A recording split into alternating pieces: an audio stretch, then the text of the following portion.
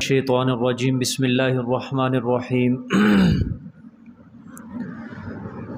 क़द कानत लकुम उस्वतुन हसनतुन फ़ी Ibrahim वल्लज़ीना मअहु is क़ालू लिक़ौमिहिम इन्ना बुराअउ मिनकुम व मिम्मा तअबुदून मिन दूनिल्लाह कफ़रना बिकुम व बदा बैनना व बैनकुमुल अदावतु वल बग़ज़ाउ अबदन हत्ता तु'मिनू बिल्लाहि वहदहू इल्ला क़ौला इब्राहीम लिअबीहि लअस्तग़फ़िरन्न लक व मा अमलिकु लक मिनल्लाहि शैअ रब्बना अलैक तवक्कलना व इलैक अनबना व इलैकल मसीर रब्बना ला तजअलना फितनतल लिल्लज़ीना कफ़रू वग़फ़िर लना रब्बना इन्नका अंतल अज़ीज़ुल हकीम। लक़द कान लकुम फ़ीहिम उस्वतुन हसनतुन लिमन कान यर्जुल्लाह वल यौमल आखिर व मन यतवल्ल फ़इन्नल्लाह हुवल गनिय्युल हमीद। असल्लाहु अन यजअल बैनकुम व बैनल्लज़ीना आदैतुम मिनहुम मवद्दह वल्लाहु क़दीर वल्लाहु गफ़ूरुर रहीम। ला यनहाकुमुल्लाहु अनिल्लज़ीना लम युक़ातिलूकुम फ़िद्दीन व लम युख़रिजूकुम मिन दियारिकुम अन तबर्रूहुम व तुक़सितू इलैहिम इन्नल्लाहा युहिब्बुल मुक़सितीन। इन्नमा यनहाकुमुल्लाहु अनिल्लज़ीना क़ातलूकुम फ़िद्दीन व अख़रजूकुम मिन दियारिकुम व ज़ाहरू अला इख़राजिकुम अन तवल्लौहुम व मन यतवल्लहुम फ़उलाइका हुमुज़ ज़ालिमून। या अय्युहल्लज़ीना आमनू इज़ा जाअकुमुल मुअ्मिनातु मुहाजिरातिन फ़म्तहिनूहुन्न अल्लाहु अअलमु बिईमानिहिन्न फ़इन अलिमतुमूहुन्न मुअ्मिनातिन फ़ला तर्जिऊहुन्न इलल कुफ़्फ़ार ला हुन्ना हिल्लुल लहुम व ला हुम यहिल्लून लहुन्न व आतूहुम मा अनफ़क़ू व ला जुनाहा अलैकुम अन तन्किहूहुन्न इज़ा आतैतुमूहुन्न उजूरहुन्न वला तुमसिकू बिअसामिल कवाफिर वस्अलू मा अनफ़क़्तुम वलयस्अलू मा अनफ़क़ू ज़ालिकुम हुक्मुल्लाह यहकुमु बैनकुम वल्लाहु अलीमुन हकीम। सदक़ल्लाहुल अज़ीम।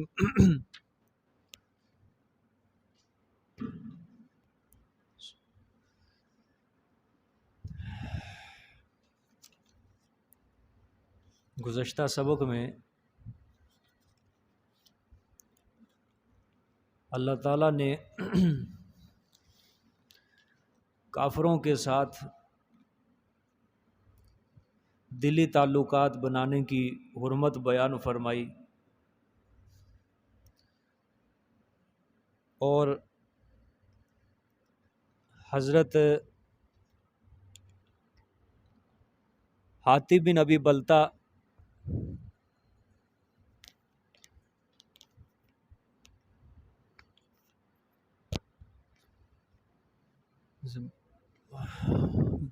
बड़ा ले आओ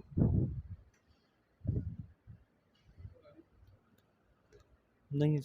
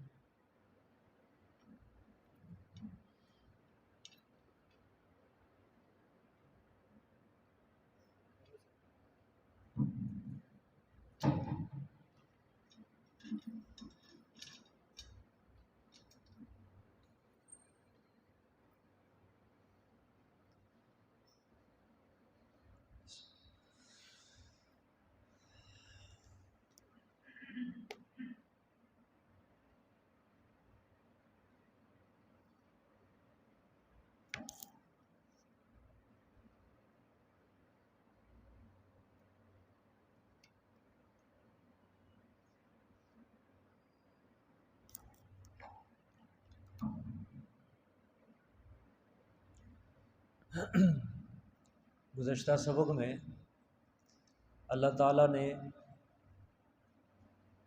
कुफ़ार मुशरिकीन के साथ क़ल्बी दोस्ती, दिली दोस्ती रखने की ममानियत बयान फरमाई थी और नीज़ हज़रत हातिब बिन अबी बल्ता रज़ी अल्लाह ताला अन्हु ने जो कुफ़ार और मुशरिकीन के ऊपर एहसान किया, अल्लाह पाक ने उसके मुताल्लिक़ कुछ हिदायत बयान फरमाई। अल्लाह पाक ने कल आखिरी आयत में जैसा कि गुज़रा कि अगर तुम काफिरों से दोस्ती कर भी लो तो एक वक्त आएगा जब भी इनको मौका मिलेगा तो ये तुमसे दुश्मनी करेंगे और मौका मिलते ही तुम्हें ये हाथों से नुकसान पहुंचाएंगे और ज़ुबान का नुकसान पहुंचाएंगे। और सबसे बड़ी बात ववद्दू लौ तकफुरून, ये चाहते ये हैं कि तुम काफिर बन जाओ, तुम्हारा इस्लाम इनको पसंद ही नहीं है। तो आज का जहाँ से सबक शुरू हो रहा है, यहाँ से अल्लाह पाक हज़रत इब्राहीम अलैहिस्सलाम के बारे में ज़िक्र फरमाएंगे। अल्लाह फरमाएंगे कि इब्राहीम अलैहिस्सलाम की सीरत जो है वो तुम्हारे लिए एक बेहतरीन नमूना है कि तुम उनकी इक्तिदा करो, उनके पीछे चलो, उनकी सीरत को पढ़ो। अल्लाह ने फरमाया उनकी सीरत को देखो, हालात को देखो कि इब्राहीम अलैहिस्सलाम ने अल्लाह और उसके अल्लाह ताला की खातिर क्या किया था। अब आयत का तर्जुमा देखें, क़द कानत लकुम उस्वतुन हसनतुन फ़ी इब्राहीम, फरमाया तहकीक है वास्ते तुम्हारे उस्वतुन हसनतुन, इक्तिदा बड़ी अच्छी, तहकीक है वास्ते तुम्हारे किसके बारे में, उस्वतुन हसना, इक्तिदा बड़ी अच्छी, फ़ी इब्राहीम, इब्राहीम अलैहिस्सलाम के बारे में, वल्लज़ीना माहू, और उन लोगों के बारे में जो उनके साथ थे, यानी इब्राहीम अलैहिस्सलाम के साथ थे, उन लोगों के बारे में तुम्हारे लिए बहुत अच्छी इक्तिदा है। इज़ क़ालू लिक़ौमिहिम, अब अल्लाह पाक उनका जिक्र फरमाएंगे कि उन्होंने अल्लाह की खातिर क्या किया था, इब्राहीम अलैहिस्सलाम ने और उनके मुत्तबीन ने अल्लाह की खातिर क्या किया।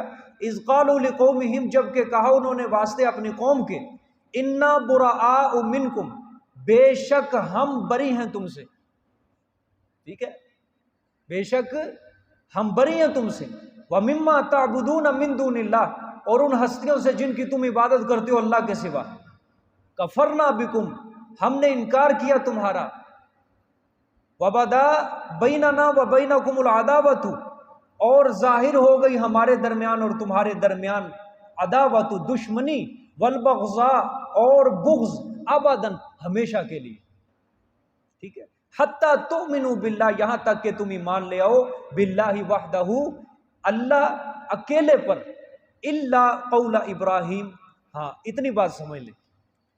अल्लाह पाक फरमा रहे हैं कि इब्राहीम और उनके मुत्तबईन के अमल में तुम्हारे लिए बहुत अच्छी इत्तिबा है, तुम्हारे लिए बहुत अच्छा इक्तिदा करना है कि तुम उनके पीछे चलो। अल्लाह ने फरमाया देखो इब्राहीम अलैहिस्सलाम ने क्या कहा था, और अपनी कौम से, अपने रिश्तेदारों से उन्होंने कहा था, इन्ना बुराअ मिनकुम, हम तुमसे बरी हैं, तुम्हारा हमसे कोई ताल्लुक नहीं है। ये जुमला हजरत ने किन के लिए कहा, अल्लाह पाक के लिए कहा था, अपनी कौम से, अपने रिश्तेदारों से अल्लाह ने कहा, फरमाया उन्होंने ये जुमला कहा है। मुखातिब किसको कर रहे हैं, अल्लाह मुसलमानों को, कि अगर तुम्हें भी अल्लाह के साथ मोहब्बत है तो तुम भी, अगर अल्लाह के रास्ते में तुम्हारे लिए रुकावट तुम्हारे रिश्तेदार बनते हैं, तुम्हारे बरादरियां बनती, कुंबा कबीला कौम के लोग बनते हैं, अल्लाह ने फरमाया अगर तुम्हें अल्लाह पसंद है ना तुम्हें, और उसका रसूल पसंद है, तुम भी इब्राहीम अलैहिस्सलाम की तरह करो, इन्ना बुराअ मिनकुम, हम तुमसे क्या है, बरी हैं, हमारा तुमसे कोई ताल्लुक नहीं है।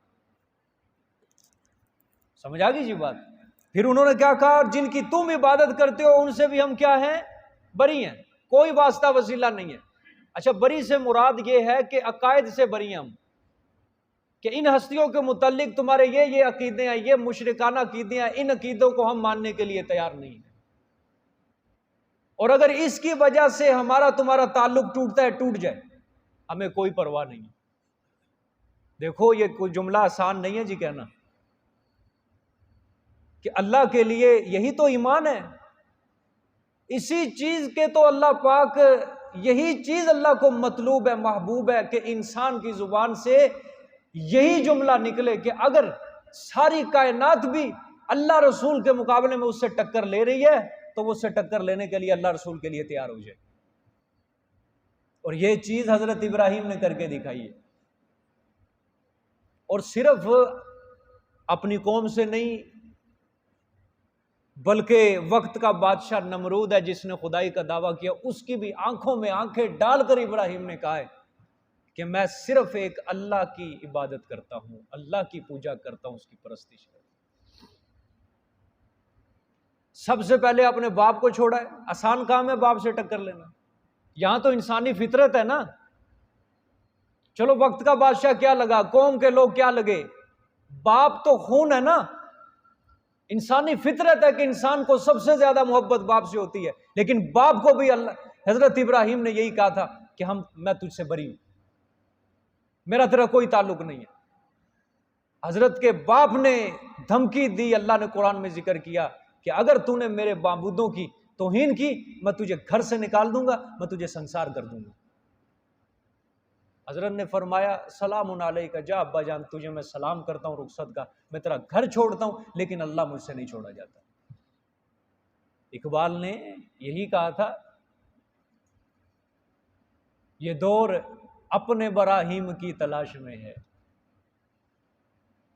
ये दौर फिर किसी इब्राहिम की तलाश के अंदर है कि कोई उठे, अल्लाह के लिए लड़े, वक्त के बादशाह की आंखों में आंखें डालकर कहे कि मैं तेरे कानून से, तेरे निजाम से मैं बगावत करता हूं, मैं अल्लाह का निजाम मानता हूं। ये दौर अपने बराहीम की तलाश में है, सनम कदा है जहां। इकबाल कहता है सारा जहान ही बुतों का तवाफ करने लग गया। अब सारा जहान ही मुर्दा हो चुका है, लेकिन असल चीज क्या है, ला इलाहा इल्लल्लाह। सनम कदा है जहां, ला इलाहा इल्लल्लाह। असल चीज फिर भी यही है कि अल्लाह के सिवा कोई इबादत के लायक नहीं, अल्लाह के सिवा किसी का जमीन के ऊपर निजाम नहीं चल सकता। अगर जमीन के ऊपर निजाम चल सकता है तो सिर्फ किस हस्ती का चलेगा, अल्लाह का चलेगा। ये हजरत इब्राहिम का यूं ही कुरान पाक में जिक्र तो नहीं। देखो आगे क्या कहा, कफरना बिकुम, इनकार किया तुम्हारा, जाओ, नहीं मानते हम तुम्हारे अकायद को, नहीं मानते, तुम्हारे साथ ताल्लुक टूटता टूट जाए, कोई परवाह नहीं है। वबदा बैनाना व बैनकुमुल अदावतु वल बग़ज़ा, हाँ इससे पहले तुम्हारे और हमारे दरमियान मुवद्दत थी, मोहब्बत थी, प्यार था, भाईचारा था, लेकिन अब इस्लाम के बाद हमारा तुम्हारा रास्ता अलग है। और सिर्फ रास्ता ही अलग नहीं है, इस इस्लाम की वजह से, इस तौहीद की वजह से अल अदावा अल बग़ज़ा, हमेशा के लिए तुम्हारे और हमारे दरमियान क्या है, दुश्मनी होगी और बुग़्ज़ होगा, अबदन, हमेशा के लिए। हाँ, हत्ता तुमिनु बिल्लाहि वहदहू, तुम अल्लाह पर ईमान ले आओ, फिर हम तुम्हारे भाई भाई हैं। अगर अल्लाह पर ईमान नहीं लाओगे, ये दुश्मनी मरते दम तक तुमसे कायम रहेगी हमारी।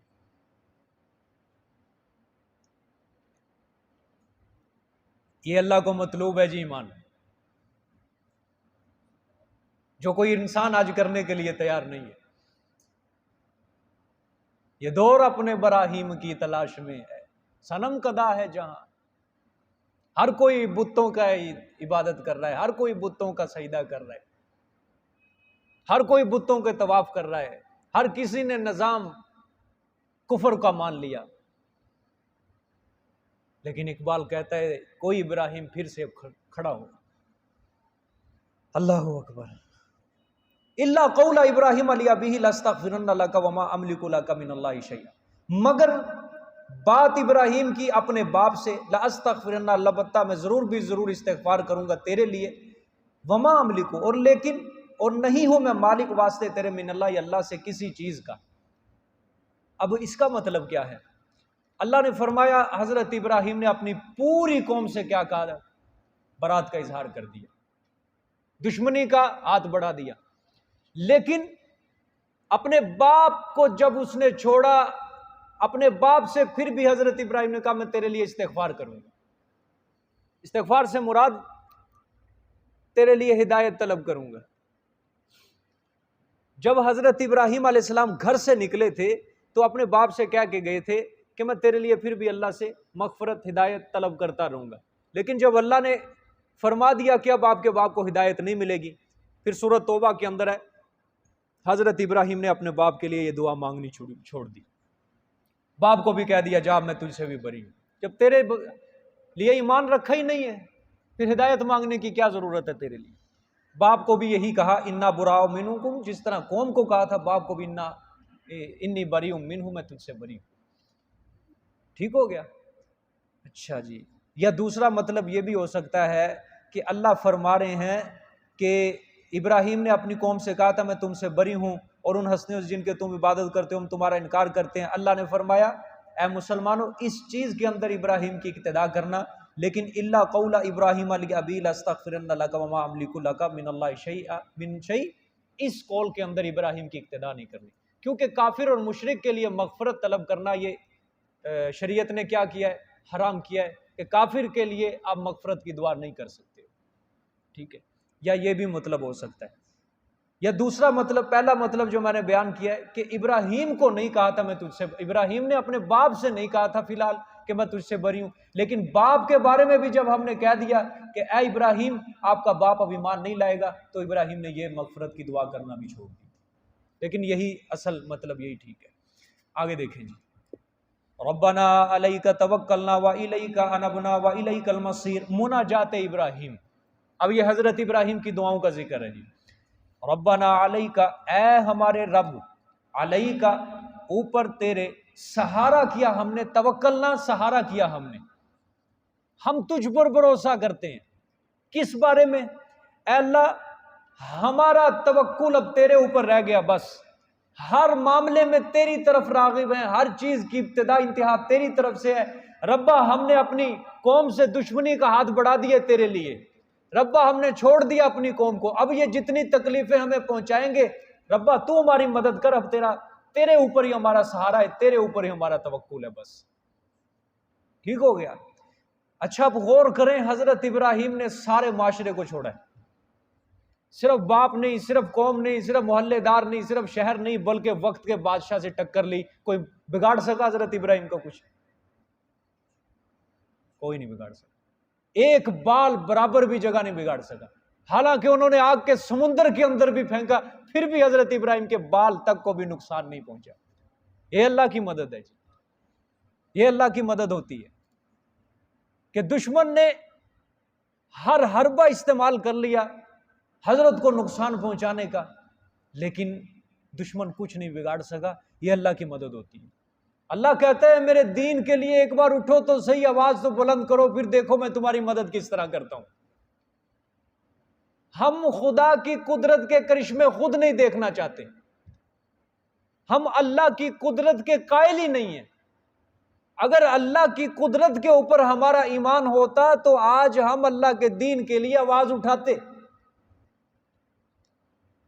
लेकिन चूंकि ईमान कमजोर है, यकीन कमजोर है। इब्राहिम का ईमान जो था वो पहाड़ से भी ज्यादा मजबूत था। अल्लाह ने कुरान में क्या कहा है, वत्तखज़ू इब्राहिम खलीला, और अल्लाह ने इब्राहिम को अपना खलील बना लिया, दोस्त बना लिया। वजह उनका ईमान जो था वो बड़ी आला सतह के ऊपर था। आग के अंदर भी जा रहे हैं और ईमान किसके ऊपर है, तवक्कुल किसके ऊपर है, अल्लाह के ऊपर है। समझ आ गई जी बात?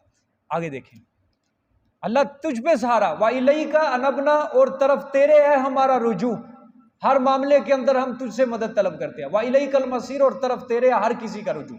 रब्बना ला तजअलना फितनतल लिल्लज़ीना कफरू, ऐ हमारे रब ना बना तू हमें फितना उन लोगों के लिए जिन्होंने कुफर किया। या अल्लाह हमें उन लोगों के लिए फितना ना बना जिन्होंने क्या किया है, कुफर किया। मतलब क्या है कि उन कुफार के जरिए हमें ना आजमा। अब देखो मैं एक मिसाल देता हूं, कोई बंदा मुवहिद हो गया, उसके सारे रिश्तेदार क्या है, मुशरिक। अब जब वो मुवहिद होगा, अब वो मुशरिक रिश्तेदार उसके ऊपर क्या करेंगे, जुल्म सितम करेंगे कि तूने क्यों अकीदा छोड़ा है। तो हजरत फरमा रहे हैं रब्बा तेरे लिए सारी कौम से टक्कर ले ली है, अब हमें आजमाइश ना बनाना उन लोगों के लिए जिन्होंने कुफर किया, यानी उनकी तकलीफों से हमें महफूज रखना, उनके जुल्म से हमें महफूज रखना। वग़फ़िर लना, और हमें बख्श दे। रब्बाना, ए हमारे रब, इन्नका अंतल अज़ीज़ुल हकीम, बेशक तू ही है गालिब हर काम के अंदर, अल हकीम, और हिकमतों वाला। ये भाई अगर कोई आपके अंदर कोई ऐसा बैठा है कि सारे रिश्तेदार उनके ऐसे हैं जिनके अकायद शिरकियां हैं और अल्लाह पाक ने उसको हिदायत दे दिया, वो ये दुआ पढ़ा करे हज़रत इब्राहीम अलैहिस्सलाम की, रब्बना अलैका तवक्कलना व इलैका अनबना व इलैकल मसीर, रब्बना ला तजअलना फितनतल लिल्लज़ीना कफरू वग़फ़िर लना रब्बना इन्नका अंतल अज़ीज़ुल हकीम। समझ आ गई जी। और अगर किसी के ऐसे रिश्तेदार हों तो वो हज़रत इब्राहीम की यही सीरत को सामने रखें कि अगर कभी टक्कर हो जाए उनसे तो चुप ना कर जाना कि ना यार तू रिश्तेदार है, मैं तेरे ना बहस करांगा, ऐवी रिश्तेदारी खराब होएगी। इब्राहीम ने तो नहीं कहा कि यार रिश्तेदारी खराब होगी, छोड़ो यार मैं अपना मसलक बयान करता हूँ, तुम अपने काम से काम रखो ना। सीधा आंख में आंख डाल के कुरान कहता है इन्ना बुरा हो गई, जाओ दफा हो जाओ, कोई ताल्लुक नहीं है तुम्हारे साथ मेरा, बल्कि सीधा कहा दुश्मनी है तुम्हारे साथ आज के बाद, बुग़्ज़ है, बुग़्ज़ हमेशा के लिए, आबादन का लफ्ज़ है। इब्राहिम ने नहीं सोचा जाए जहान पूरा छूटता है छूट जाए, लेकिन अल्लाह से मैंने दगाबाजी नहीं करनी है। और अल्लाह ने कुरान में आप सल्लल्लाहु अलैहि वसल्लम को भी मुखातिब करके कहा वत्तबि मिल्लत इब्राहीम हनीफा, मेरे पैगंबर आपने भी इब्राहिम की मिल्लत की इत्तिबा करनी है। आपको भी इब्राहिम की तरह अगर जहान भी छोड़ना पड़ जाए, रिश्तेदारियां छोड़नियां पड़ जाए, तो आपको भी सब कुछ करना पड़ेगा। और मेरे पैगंबर ने मुकम्मल हजरत इब्राहिम की मिल्लत का इत्तिबा करके दिखाया है। सब छोड़ दिया, मक्का छोड़ दिया, वतन छोड़ दिया, रिश्तेदार छोड़ दे, कुरैश छोड़ दिए, सारे अलग वतन के अंदर चले गए। लेकिन मक्के वालों ने भी हजरत इब्राहिम की तरह, जिस तरह हजरत इब्राहिम के दुश्मनों ने नुकसान पहुंचाया, मक्के वालों ने भी बड़ी कोशिश की नुकसान पहुंचाने की, लेकिन आप सल्लल्लाहु अलैहि वसल्लम का कुछ नहीं बिगाड़ सके। लेकिन शर्त यह है कि इंसान का ईमान मजबूत हो, यकीन अल्लाह के ऊपर पुख्ता हो, फिर अल्लाह के दीन के लिए आवाज उठाए, इंशाअल्लाह उसको कोई दुनिया की ताकत नहीं हिला सकती। अल्लाह इस दौर के अंदर भी आपकी आंखों के सामने मिसालें पेश कर रहे हैं, लेकिन हम समझते नहीं है। आगे देखिए, लक़द कान लकुम फ़ीहिम उस्वतुन हसनतुन लिमन कान यरजुल्लाह वल यौमल आखिर वमन यतवल्ला फ़इन्नल्लाहा हुवल गनियुल हमीद। अलबत्ता तहकीक है वास्ते तुम्हारे इनके बारे में, इनके अंदर इक्तदा अच्छी। फिर फरमाया यानी इब्राहिम और उनके मुत्तबीन के अंदर अच्छी इक्तदा है। लिमन काना, वास्ते उस इंसान के जो उम्मीद करता है, अल्लाह से उम्मीद रखता है, अल्लाह की, वल यौमल आखिर, और आखिरत के दिन की। जिसको यकीन है ना आखिरत के दिन पर, अल्लाह पर, वो उसके लिए इब्राहिम और इनके मुत्तबीन के बारे में क्या है, अच्छी इक्तदा है। अब देखो ये भी अल्लाह पाक ने एक इंसान को मुतनब्बे किया, फरमाया जिस मोमिन के दिल में अल्लाह का खौफ है, जिस मोमिन को आखिरत का डर है, उससे यही तवक्को की जा सकती है कि वो अपने मुशरिक रिश्तेदारों की खातिर और आखिरत के खौफ के लिए हजरत इब्राहिम और उनके मुत्तबईन की क्या करेगा, वो इक्तदा करेगा, उनके पीछे चलेगा। लेकिन जिसको आखिरत का फिक्र नहीं है, अल्लाह का खौफ नहीं है, वो फिर मुशरिक रिश्तेदारों के साथ भी क्या है, वो उन्हीं के साथ दोस्ती कायम करेगा, उन्हीं के साथ फिर वो कल्बी रिश्तेदारियां कायम करेगा, दिली दोस्त होने को बनाएगा। हाँ, उसके अंदर अल्लाह का खौफ नहीं है और उसके आखिरत का उसके दिल के अंदर खौफ नहीं है। जिसके अंदर अल्लाह का खौफ है और आखिरत का खौफ है, वो बंदा क्या करेगा, अपने मुश्किल रिश्तेदारों को, कौम को क्या कर देगा, छोड़ देगा सबको। देखो कैसी आयत है, ठीक है। आगे देखो, वमैया तवल्ला, और वो इंसान जो फिरा इस हुक्म से, किस हुक्म से, यानी इस मजमून के बयान करने के बाद भी जो इंसान फिर भी किसी मुशरिक कौम से अपने ताल्लुक रखे, मुशरिक रिश्तेदारों से अपने दिली दोस्तियां रखे, अल्लाह ने फरमाया मेरा क्या नुकसान है? फ़इन्नल्लाह हुवल गनिय्यु, अल्लाह तो निरा बेपरवाह है, बेनियाज है, उसका तो कोई नुकसान नहीं, नुकसान तुम्हारा अपना है। फ़इन्नल्लाह, पस बेशक अल्लाह, हुवल गनिय्यु, वही निरा बेपरवाह है, अल हमीद, तारीफों वाला है। ठीक हो गया? यानी तुम अल्लाह के अहकाम की नाफरमानी करके समझते हो अल्लाह का नुकसान हो जाएगा।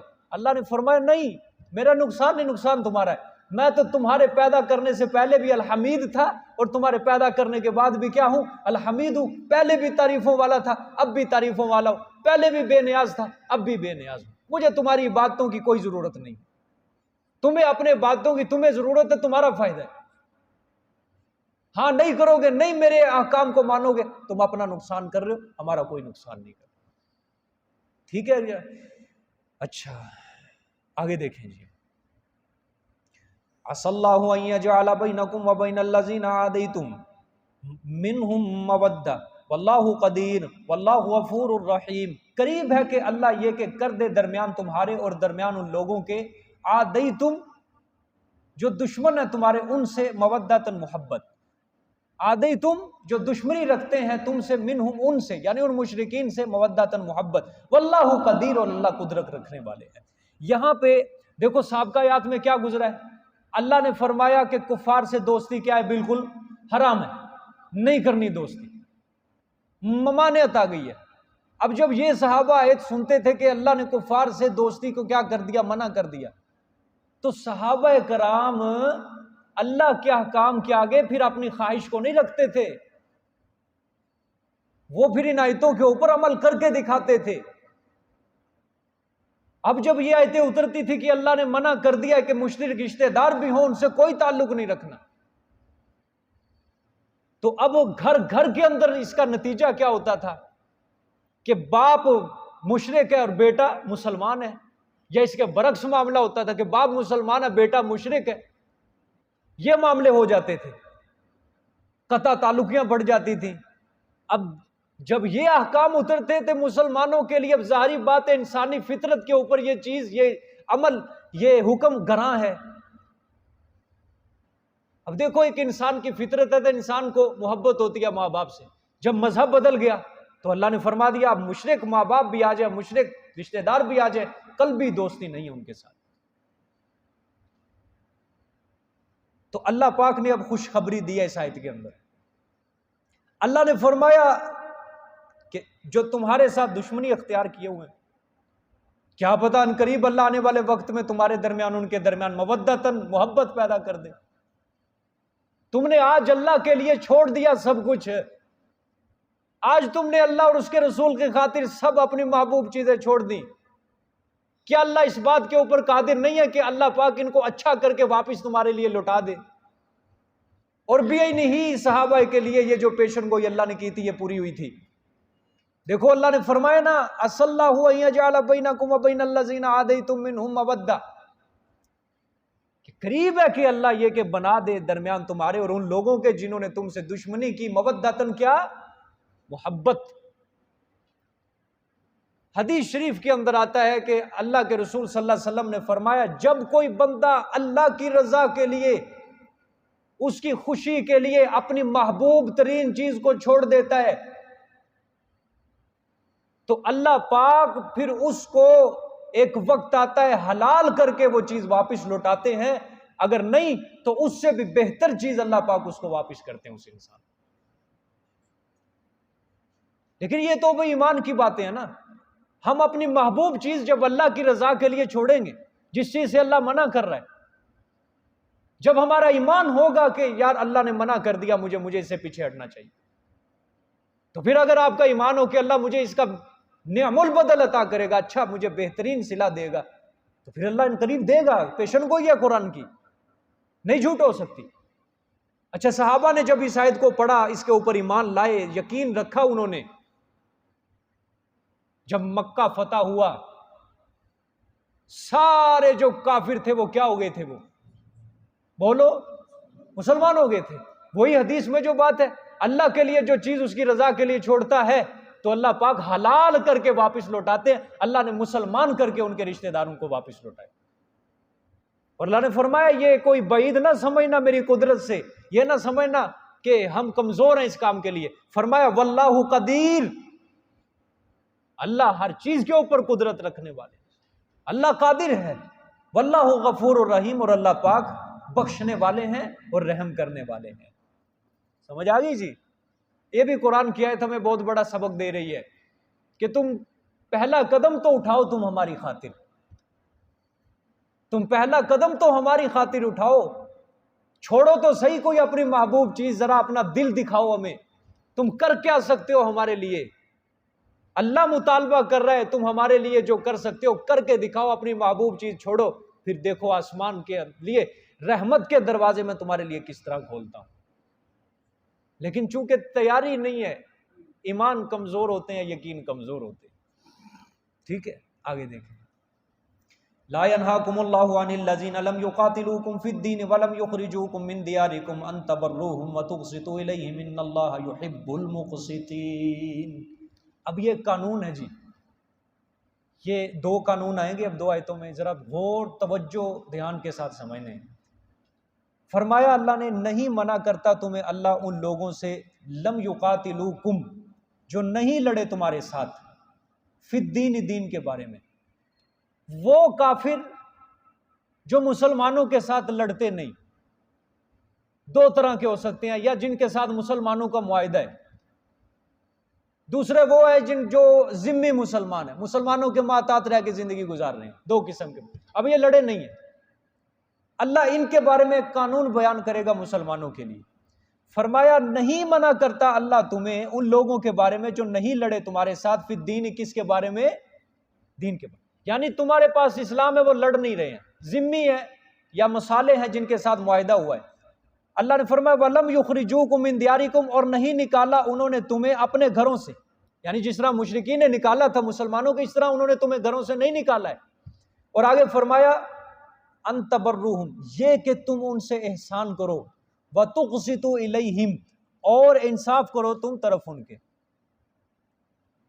अल्लाह पाक फरमा रहे हैं जिन जो जिम्मी है काफिर, जो तुम्हारे मातात जिंदगी गुजार रहे हैं, यानी उन्होंने तुम्हें घरों से निकाला नहीं, तुम्हारे ऊपर जुल्म नहीं किया, तुम्हारे साथ बुरा नहीं किया, या तुम्हारे साथ मुआहिदा है उनका, काफिरों का।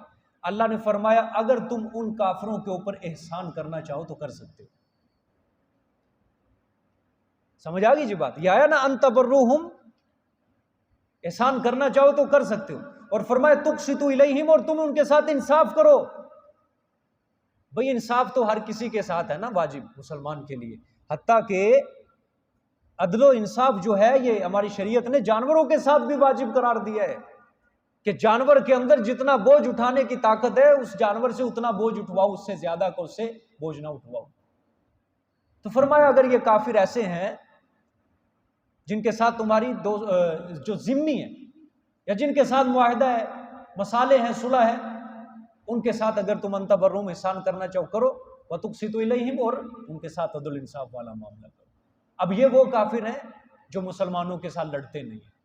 अब दूसरी आयत है, इन्नमा यनहाकुमुल्लाहु अनिल लज़ीना क़ातलूकुम, फरमाया सिवाय इसके नहीं, यनहाकुमुल्लाह, अल्लाह मना करता है तुम्हें उन लोगों के बारे में, उन लोगों से क़ातलूकुम जो लड़े तुमसे, फिद्दीनी, दीन के बारे में। अब वो काफिर जो मुसलमानों से क्या होते हैं, लड़ते हैं, किस मामले में, कैद लगाई है, तुम्हारा इस्लाम उनको अच्छा नहीं लगा, दीन के बारे में लड़े हैं। व अखरजूकुम, और निकाला तुम्हें मिन दियारिकुम, अपने घरों से, व ज़ाहरू अला इखराजिकुम, और मदद की उन्होंने अला इखराजिकुम, ऊपर तुम्हारे निकालने के, यानी जो तुम्हें निकाल रहे हैं काफिर, उनके बारे में भी उन्होंने क्या किया, मदद की है, निकलने के अंदर मदद की है तुम्हारी। फरमाया अंतवल्लूहुम, अल्लाह ने क्या मना किया, अंतवल्लूहुम, ये कि तुम उनके साथ क्या करो, दोस्तियां करो। अल्लाह इससे मना करता है। लेकिन यहां पे इंसाफ अल्लाह पाक ने उससे मना नहीं किया, इंसाफ की बात नहीं है, पिछले आयत के अंदर इंसाफ की बात थी, यहां सिर्फ ऐसे काफिरों से कल्बी दोस्ती, मवालात से क्या किया है, मना किया। ऐसे काफरों से बिल्कुल किसी किस्म की दोस्ती नहीं करनी, किसी किस्म का एहसान नहीं करना जो तुमसे लड़ते हैं। ठीक हो गया, अंतवल्लुहुम। लेकिन अगर इंसाफ का मामला आ जाए ना, तो इंसाफ का मामला ऐसे काफिरों के साथ भी जरूरी है। हर भी काफिर है ना, इंसाफ का मामला मैंने कहा जानवरों के साथ भी अगर हो, जानवरों के साथ भी करना जरूरी है।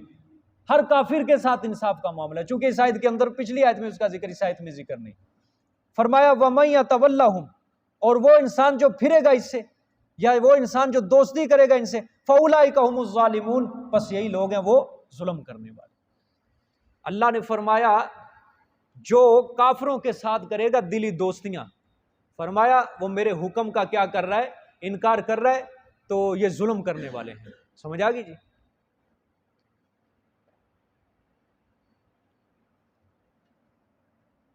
एक ये पिछली आयत गुजरी है ना, जो जिसमें अल्लाह पाक ने फरमाया जो काफिर तुमसे लड़े नहीं है, जिन्होंने तुम्हें घरों से नहीं निकाला, उनके ऊपर क्या करो, एहसान करो।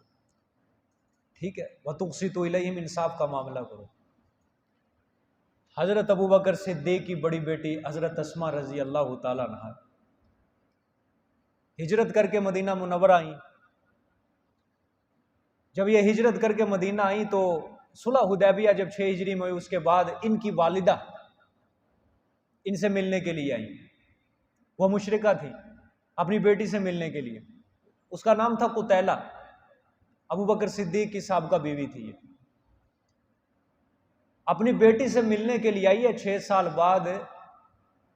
मां मुशरिका है और बेटी मुवहिदा है, तोहफे लेकर आई है। क्या लेकर आई? तोहफे। अपनी बेटी से मिलूंगी। आई बेटी के मकान पे, ये बेटी ने देखा मेरी वालदा आई है और ये मुशरिका है, ना तोहफे कबूल किए और ना घर में आने की उसको इजाजत दी। वजह, वालदा क्या है? मुशरिका है। 6 साल बाद वो बेटी के लिए मां क्या होती है? शादी के बाद तो बेटी जो सबसे ज्यादा मोहब्बत करती है वो मां बाप से करती है, और मां मिलने के लिए 6 साल के बाद आ रही है।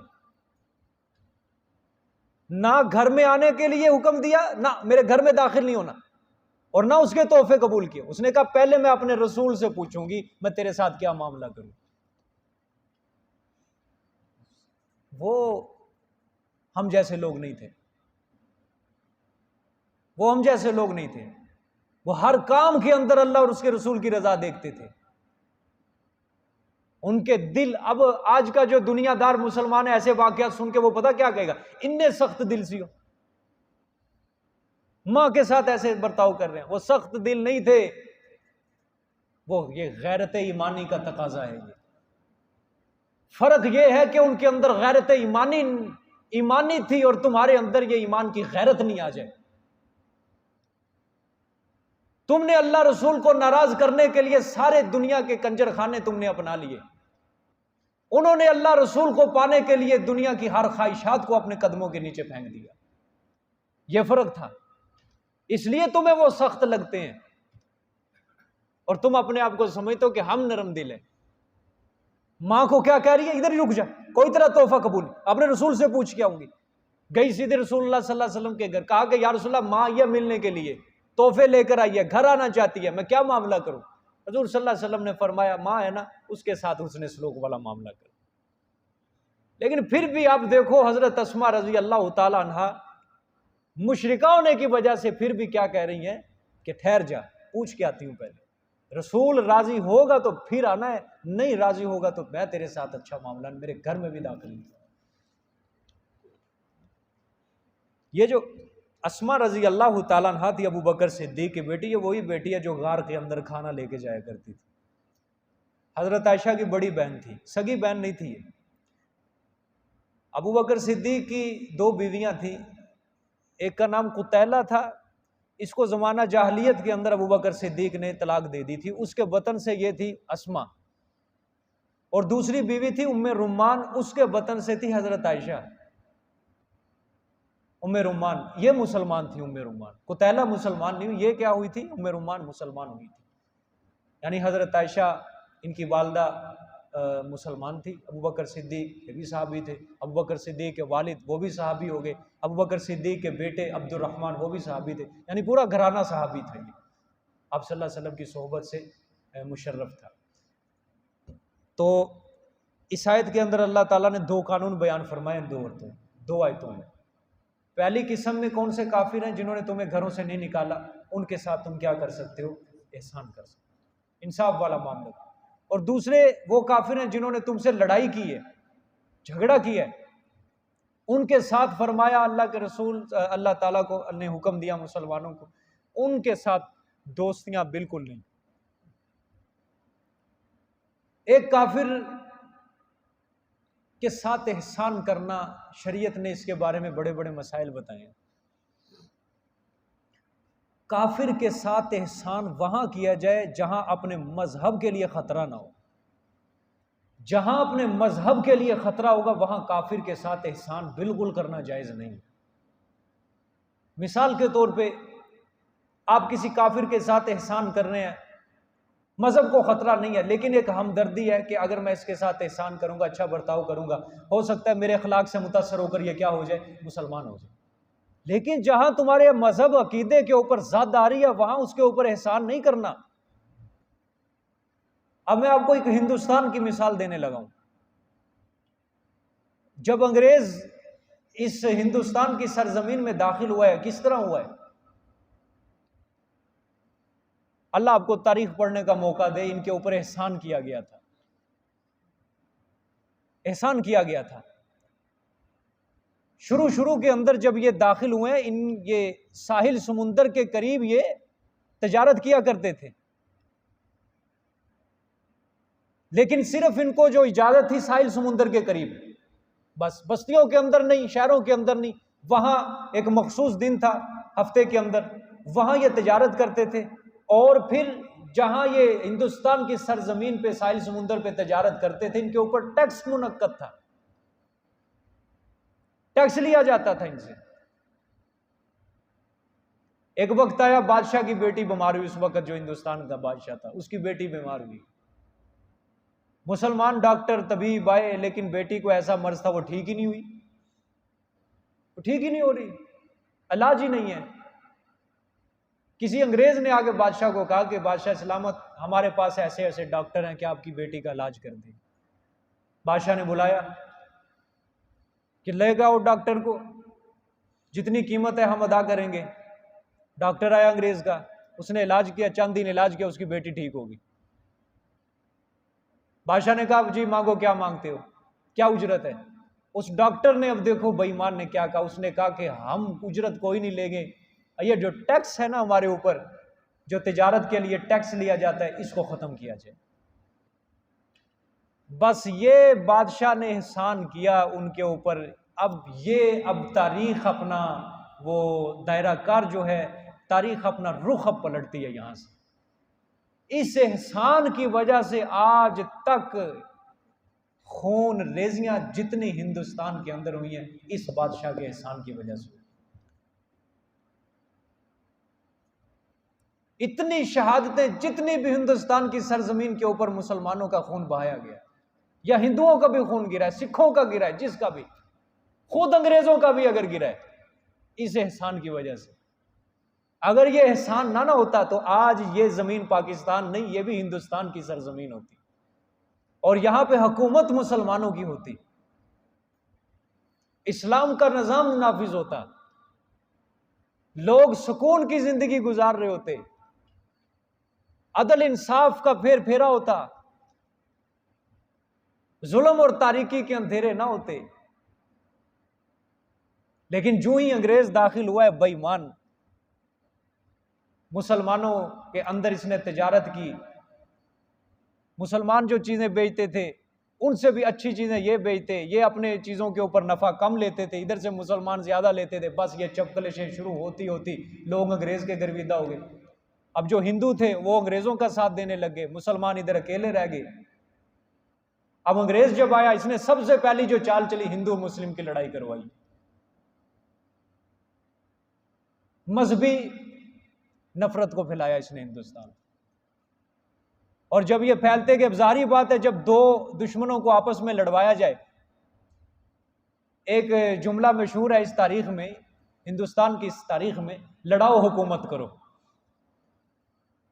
लड़ाओ हुकूमत करो। ये जुमला उसी वक्त में शुरू हुआ था कि हिंदू मुस्लिम को लड़ाओ और अपना मफाद निकालो। इन्होंने दोनों को लड़ाया और ये क्या बन गए, ऊपर आते गए। दुनिया की तीसरी बड़ी सल्तनत मुगलिया सल्तनत, इसका खात्मा भी इस अंग्रेज ने किया। और इस्लामी सल्तनत खिलाफत उस्मानिया, इसका खात्मा भी अंग्रेज ने किया। तुर्की की खिलाफत खत्म हुई, मुगलिया सल्तनत भी मुसलमानों की थी, इसका खात्मा भी इसी ने किया। खिलाफत उस्मानिया का खात्मा भी इसी बेईमान ने किया। वो जो हिंदुस्तान की सरजमीन, जो मुसलमानों की सरजमीन थी, वो ये दो हिस्सों के अंदर जो तकसीम हुई है, ये किस वजह से? सारा उस एहसान की वजह से। बस उस बादशाह ने जो एहसान किया है, आज तक ये मामला भुगतते आ रहे हैं। आपको पता है जब ये तकसीम हो रही थी, ये केस लड़े जा रहे थे, बहुत बड़े बड़े उलमा ऐसे भी थे जो पाकिस्तान बनने के हक में नहीं थे, और बड़े बड़े उलमा थे, कोई कम इल्म वाले नहीं, मुहद्दिस, जिन्होंने पूरी पूरी जिंदगी मसनद के बेड पे अल्लाह के रसूल की हदीस पढ़ाई है, कुरान पढ़ाया है, जिन्होंने पूरी पूरी जिंदगी अंग्रेज के खिलाफ गुजार दी थी। हजरत मौलाना हुसैन अहमद मदनी रहमतुल्लाह अलैह, अंग्रेज के खिलाफ पूरी जिंदगी गुजारी है। इन्होंने फतवा दिया था कि अंग्रेज की फौज के अंदर भर्ती होना हराम है। अंग्रेज ने बुलाया अपने पार्लियामेंट के अंदर और जज ने फैसला दिया हुसैन अहमद मदनी को फांसी पर लटकाया जाए। इसी हुसैन अहमद मदनी ने अपना कफन निकाल के वो जज के सामने किया कि हुसैन अहमद मदनी ने जब से अंग्रेज के खिलाफ आवाज बुलंद की है, अपना कफन साथ लेके फिरता है, चढ़ाओ फांसी के ऊपर। ये पाकिस्तान बनने के हक में नहीं थे, उनको पता था ये साजिश हो रही है बहुत बड़ी। इधर से सैयद अताउल्लाह शाह बुखारी रहमतुल्लाह, ये भी पाकिस्तान बनने के हक में नहीं थे। अताउल्लाह शाह बुखारी साहब कहा करते थे अपनी तकरीरों में कि ना इस सरजमीन को दो हिस्सों में तकसीम करो, ना करो। अपनी तकरीरों में कहा करते थे कि अगर ये हिस्सा दो हिस्सों में तकसीम हो गया तो कल को तुम मेरी बातें याद कर करके रोया करोगे, मेरी कब्र पे आके तुम रोया करोगे। और आज जो लोग समझदार हैं, तारीख से वाकिफ हैं, आज उनको शाह साहब की वो बातें याद आके वाकयातन मानते हैं कि ये हमारे साथ बहुत बड़ी साजिश हुई कि 30 करोड़ मुसलमान आज उधर हैं, 22 करोड़ इधर है। अगर ये इकट्ठे सारे होते तो आज किसी हिंदू को, किसी काफिर को, किसी ईसाई को हमारे आगे दम मारने की किसी के अंदर ताकत नहीं।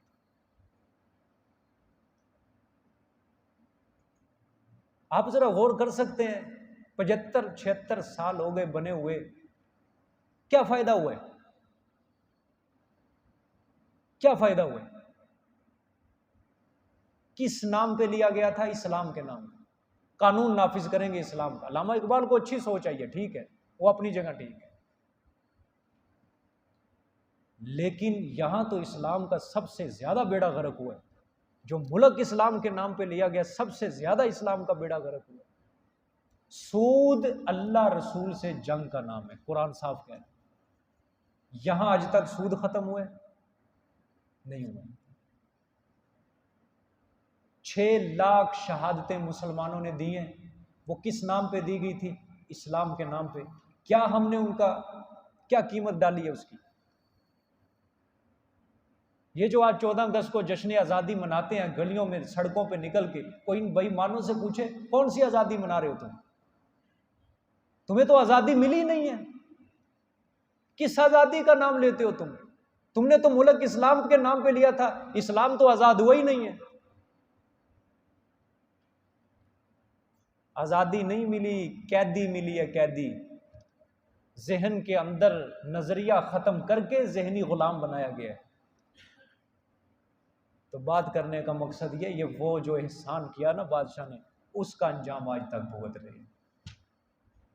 शाह इस्माइल शहीद की कुर्बानियाँ उसी एहसान के दबे, सैयद अहमद शहीद हुए उसी एहसान की वजह से, बालाकोट में जितने शुहदा शहीद हुए उसी एहसान की वजह से, 1857 की जंग आज़ादी लड़ी गई उसी एहसान की वजह से, पाकिस्तान हिंदुस्तान में जो जंगें उसी एहसान की वजह, तकसीम हिंद हुई इसी एहसान की वजह से, इतना नुकसान हुआ है। तो अल्लाह का कुरान क्या कहता है? सच कहता है, ना करो इनके साथ एहसान। साफ कह दिया ना अल्लाह ने, अंतवल्लहुम, कोई एहसान नहीं इनके साथ करना, कोई दोस्ती नहीं करनी। करोगे तुम्हारे अंदर आके घुसेंगे, एक वक्त आएगा तुम्हारे साथ दुश्मनी करेंगे। कल आयत के उधर गुजरा ना, कर लो दोस्तियां जितनी मर्जी, लेकिन जब भी मौका मिलेगा दुश्मनी का इजहार करेंगे, हाथ फैलाएंगे तुम्हारी तरफ, तुम्हें नुकसान पहुंचाएंगे, कत्लो गारत करेंगे, जुबान से तुम्हें बुरा भला कहेंगे। और वो अंजाम भुगत लिया कि एहसान किया, दोस्ती की इनके साथ, और ये बर्रे सगीर पाको हिंद की सरजमीन खून से लबरेज हो गई। दरियाए गंगा के अंदर इतना खून नहीं बहा था 1857 में जितना मुसलमानों का खून बहाया गया था। लेकिन वो चीजें हैं जो नहीं भुलाई जा सकती इंसान। हम ना वाकिफ हैं, नहीं पढ़ते, हम ऐसी किताबें नहीं पढ़ते, तारीख भूल चुके हैं बस। अल्लाह अकबर। बकिया इंशाल्लाह हफ्ते वाले दिन, ये आगे आयतें बहुत ज़्यादा मुश्किल हैं, इंशाल्लाह हफ्ते वाले दिन शुरू करेंगे। हाजिरी भी हफ्ते वाले दिन।